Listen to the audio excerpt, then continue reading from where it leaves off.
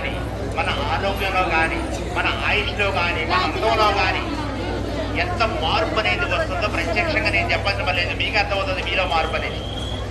లేదండి ఆదివారం హాలిడే, జాలీ day, enjoy day అని మాత్రం అనకండి ఎవరో కూడా. ఎందుకంటే మన సంస్కృతిలో ఉన్న సంప్రదాయం కాదది ఆదివారం హాలిడే అనేది. ఇతర దేశాల వారు మన జ్ఞానాన్ని, మన తేజస్సుని, మన మేధస్సుని మచ్చగా మార్చడానికి చేసిన మాయది ఆదివారం హాలిడే.